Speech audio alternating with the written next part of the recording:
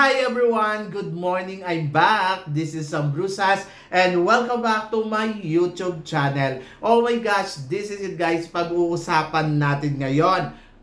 Makaapekto daw kaya to sa laban ni Atisa Manalo? Kung ano to? Yan ang tatalakayin natin ngayon. But before anything else, hello Philippines and hello beautiful people! Mabuhay! Kamusta kayong lahat? Sana lahat po kayo ay okay at safe ngayong araw na to. At syempre sa lahat naman ng mga bago nating subscribers dyan, hello po sa inyo lahat. Maraming salamat guys sa pag-subscribe ninyo. Syempre dito sa channel ko at syempre sa lahat naman ng makamamasam dyan na laging sumusuporta dito. Araw-araw, lagi-lagi, maraming salamat guys sa inyong lahat. Syempre, usapang parinigan tayo ngayon. So kahapon, Diyos ko, ang daming intriga na nasagap natin mula dito sa mundo ng pageantry. Isa na nga dito ang pag-disqualified ng Miss Universe Thailand sa isang kandidata nila na na-discover nila na she is only 17 years old, underage. So talagang hindi nila inallowed na makasali sa pageant nila dahil nga itong pambaton ng Roy-Et ay 17 years old lang. So, malaking bulas kasi siya kung titingnan mo. Sayang no, may laban pa naman sana siya kasi ang ganda-ganda niya para siyang si Arbuni at very strong ang kandidatang to. Kaya yung mga taga-Roy-Et ay syempre nang hinayang sila at naloka sila ng bonggang-bongga. Pero kung ako naman, pwede naman sumali sa susunod na taon. Kaysa naman yung nandaya kayo dyan. Kasi at the end of the story, sabihin pa natin 17 years old ka lang, hindi ka pa rin mananalo doon sa Miss Universe. Pero kasi, si Bagets kasi, mag-18 na siya this year. So, sana daw inallowed na lang daw. Kasi mag-18 yata siya this coming October. So, ako naman, para sa akin, oo nga naman. Pero kasi kung sakaling mananalo siya ng Miss Universe Thailand, she's underage. Kasi ngayon gagawin yung Miss Universe Thailand, hindi sa October. So, yung Miss Universe, I think, pasok siya doon. Pero dito sa Thailand, ligwak siya. E di sana, hinayaan na lang nila sumali, tapos hayaan na lang nilang maligwak. Charot, so yan. Kasi naman na matrauma yung bata. Anyway, good luck, di ba? Sana alam din nila yung edad. Sana bago mag-start yung pageant, ay tinignan na yung age. Kasi nga naman, na-confuse kasi yung organization, yung provincial organization neto kasi na mag-18 na nga siya this year, sa October nga lang. Kaya lang kasi ang sinasabi ng Miss Universe Thailand, hindi siya qualified kasi next month yata ang coronation night nila and then ayun, ay paano siya makokoronahan? Oh. So, kung makokoronahan man siya, hindi siya pasok sa edad. Kumbaga, makakasuhan yung Miss Universe Thailand. Kaya, next year na lang siya pasasalihin. So, yun.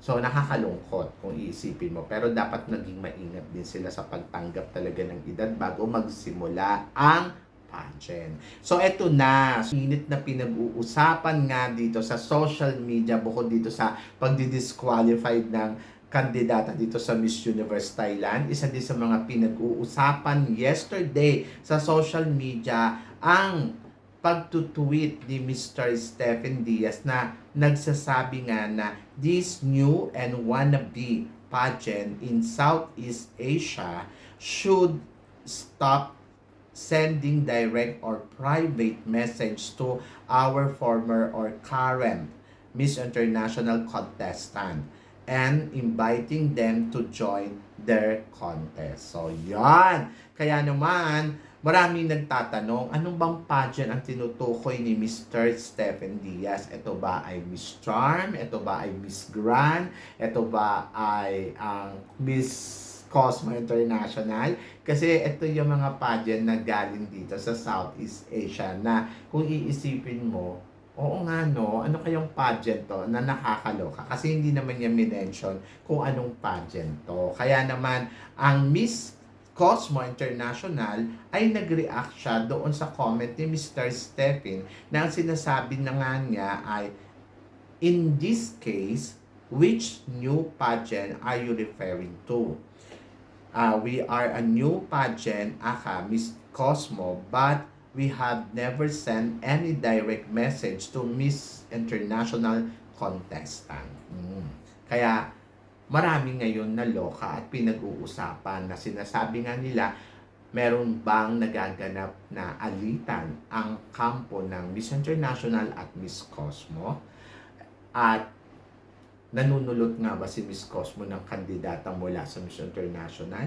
So dito sa sinasabi, kaya nga nagtatanong si Miss Cosmo, ano ba yung pageant na tinutukoy ni Mr. Stephen? Kasi bago nga yung pageant nila. Pero sinasabi din ni Miss Cosmo na hindi siya nagda-direct message sa mga Miss International contestant. So, ako para sa akin, oo nga, syempre bago nga si Cosmo, kaya magre-react siya. Pero, kung wala namang binabanggit, hindi mo rin dapat ika-react. Kumbaga ako kasi, para sa akin, ang iniisip ko naman dyan, yung boundaries kasi ng bawat pageant, dapat alam yon ng bawat national director. Kasi kung may mga bagong pageant na halimbawa katulad ng Miss Cosmo na ini-invite sila na tatanungin pwede bang sumali ang kandidata ko na sa Miss International, and then isi-send ko siya sa Miss International pero pwede ko i-send sa'yo. So, kung papayag si Miss Cosmo, parang feeling ko mali yun. Kasi parang dapat, no, magpadala ka para sa Miss International, magpadala ka sa para sa Miss Cosmo. Kasi parang naiiwasan yung mga ganitong pangyayari. Kasi kung hindi siya magiging mahigpit na dapat Miss Cosmo is Miss Cosmo lang. Sa laki ng papremyo ng Miss Cosmo, syempre appealing naman talaga yung kanilang papremyo at parang feeling ko naman marami namang national director na magpapadala ng kandidata sa pageant nila. Kaya parang feeling ko, hindi niya gagawin yung manunulot ng kandidata na galing sa Miss International. So, yun. So, naloka lang ako doon. Oo nga naman, kung iisipin mo din. Pero kasi syempre, pinoprotektahan lang din ni Mr. Stephen Diaz yung mga kandidata nila na lalako dito sa Miss International this year. Oo nga naman, kasi diba yung boundaries kasi ang iniingatan dyan na dapat ay kung pa Miss International ka, Miss International ka lang. So ako naniniwala naman ako sa Miss International na hindi naman sila malalagasan o hindi ito makakaapekto ang mga bagong pageant na sasali sa iba't ibang klase ng pageant kasi parang feeling ko naman established na talaga ang Miss International at never to na magiging bababa sa status niya. Kumbaga, ang Miss International ay kinikilala ko bilang isa sa mga pinakamalaking pageant katulad ng Miss Universe, Miss World, and Miss International, and Miss Earth. So, yon. So, ito namang Miss Cosmo, medyo bago-bago pa to. Nasa malayo pa siyang eksena. Mag-start pa lang naman siya. Pero appealing talaga kung ano ang ino-offer nila na papremyo mula sa mananalong Miss Cosmo. And then, syempre, ang aabangan ng tao sa kanya, ano nga ba ang ipapakita niya talaga sa pageant niya, di ba? So, yun, titignan natin kung gaano ba siya kabongga, ano ba ang format, katulad ba to ng Miss Universe o katulad ba to ng Miss Earth. So, yun. So, ako naman siguro, hindi naman siguro Cosmo ang pinaparinggan, no? So, yun. So, hindi naman din kailangan mag-react sa mga ganitong sitwasyon. So, maaari naman na tumawag or mag-usap sila at sana maayos nila kung ano man tong problemang hinaharap nila ngayon. So, marami tuloy nagtatanong, sabi ganoon, nako, makaka-apekto ba to kay Atisa Manalo? Kasi she's from Miss International. Ako naman, para sa akin, ay hindi. Parang feeling ko, si Atisa Manalo lumaban siya bilang kandidata ng ng Miss Cosmo, 'di ba? Lumaban siya bilang kandidata ng Miss Universe Philippines. And then I think sa Miss Universe Philippines, yung national director ang nag-assign sa kanya bilang isang kandidata dito sa Miss Cosmo. Wala nang kinalaman dito ang Miss International kasi parang feeling ko sobrang tagal naman na tapos na yung obligasyon niya bilang Miss International. Wala niyang pinagkaiba kay Antonia Porcil. Tapos na yung obligasyon niya as a supranational. So, gusto niyang lumaban ng Miss Universe. So, okay na yon, di ba? So, depende na lang kung mananalo siya doon o hindi. So, ganun din yung mga lumalaban ng Miss Earth, na gustong pumunta dito sa ibang pageant. So, parang ganun lang yon. Bakit si Miss Universe naman, di ba? Tignan mo nga, si Miss Universe, ang daming mga first runner-up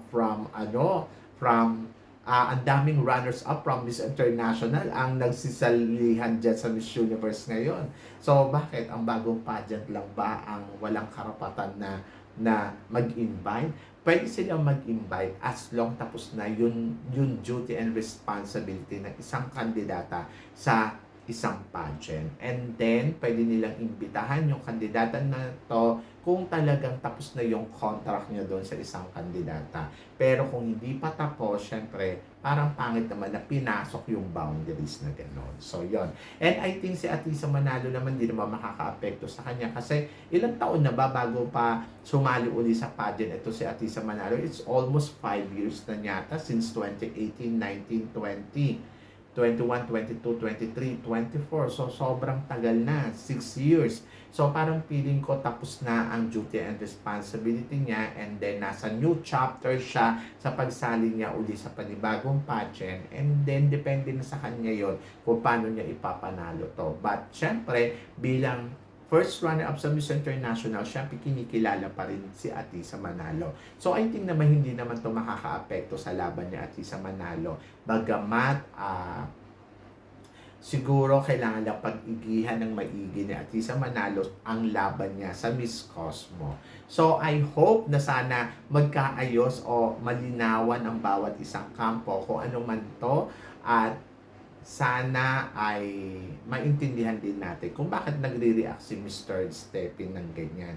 Kasi para sa akin, yung reaction niyang ganyan, I think it's about dahil doon sa pinoprotektahan lang din niya yung kanyang balwalte, di ba? So, syempre, kung meron nga namang yung boundaries, mag-over dun sa boundaries ng bawat mali nga naman yun. Pero kung wala namang ginagawa ang Cosmo, hindi naman dapat na maalarma. Kasi parang hindi naman yun, di ba? So, yun, ganun lang kasimple yun. So, tingnan natin kung ano ang kahihinatnan to ng kanilang pairingan. So, kasi ako para sa akin, siguro, yung protection lang talaga ng Miss International. But naniniwala ako, established na kasi ang Miss International eh. So, parang marami talagang sumasali para sa Miss International. Parang walang pinagkaiba yan sa Binibining Pilipinas. Maraming sumasali para sa Binibining Pilipinas, para dito sa pageant na to. So, yun lang yun. Ganun lang kasimple yun. So, yun. Kaya, hindi natin dapat ikaalarma kung ano man yung nangyayari o kung ano man yung parinigan nila dyan kasi parang feeling ko misinterpret lang nila. So, yan! Di ba? So, ako naniniwala ako sa pageant ng Miss International na ito ay isang matatag ng pageant. At maganda yung kanilang hangarin. Nakikita naman natin, sobrang tahimik lang ng Miss International. At naniniwala din ako sa Miss Cosmo na maganda din yung hangarin niya. So, yan. At naniniwala ako maraming magsisalihan dyan. Sabi nga gano'n, nasa 70 candidates na daw ang pambato nila ngayong taon na to. So, ayan, alamin natin yan in the future. So, yun guys. So, kayo ba, anong guys ang tingin ninyo dito sa mga pinag-uusapan natin ngayon? Tingin ninyo, makaka-apekto nga ba to sa laban ni Atisa Manalo? So, please comment below para at least malaman ko naman kung ano naman ang chika mo dito sa pinag-uusapan natin. So, yun guys. Guys, syempre maraming salamat sa inyong lahat sa walang sawang suporta at pagmamahal na binibigay ninyo dito sa channel ko. At sa mga hindi pa po nakaka-subscribe dyan, please don't forget to click like and subscribe my channel at i-click na rin po ninyo ang notification bell para lagi kayong updated syempre sa aking mga chika. Sabi nga ganon, always keep smiling and always think positive. Walang imposible guys, magtiwala lang tayo sa itaas. Kaya guys, hanggang dito na lang, hanggang sa muli nating chikahan! Paalam! Thank you guys!